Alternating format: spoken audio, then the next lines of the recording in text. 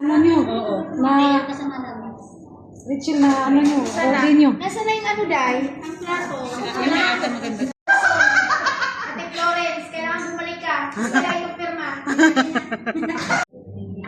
Panginoon, salamat sa oras na ito. Salamat sa pagkakataon na pinagtipon mo po kami ngayon sa oras na ito. Celebrate po natin.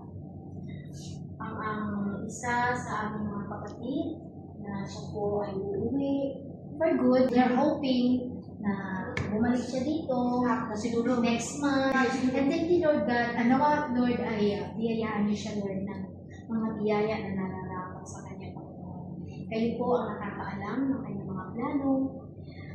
May mga plano po siya sa buhay niya, Lord, pero naniniwala kami at alam namin na may much better plan po para sa kanya. And Lord, thank you for all the blessings. Thank you for these blessings that we are about to receive from the bounty through Christ our Lord. Amen. Ito, kami sige, tatalo mo nga. Mahilaman ang bumas. Kaya nga ako kayo kapatid na kami. Seniors here, Peter. Thank you. May God bless you. And you're going back for good. Really good. 3 months. Mind blow. For 3 months na. You're not coming back. What? No problem. No worries. Black. No, this time I actually don't want to tell you anybody is going for good. If you go back. And if you want to come back. Yeah.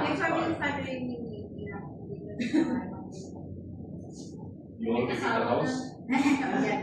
Not in the near the sea?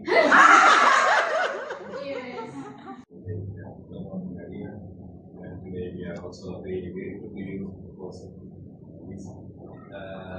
she has been there for us past 16 years. She has been in the parish, working on the parish, and has been contributed in small little ways and to the community, to the church, to the parish. God bless her and give her good health of mind and body, and also bless the family members, and they may also experience the joy and happiness in their life. And when she goes back to home, and she also brings this kind of warmth, love and joy and peace to her family. And bless her and let all the things may come true.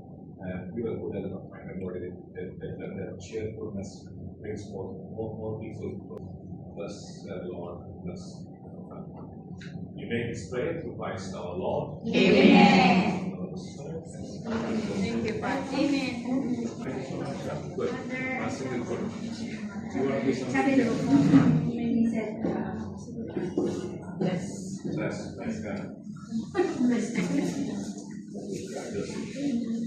so since you are there, can you give the sign? Can you give the sign? Dalawa pala ako.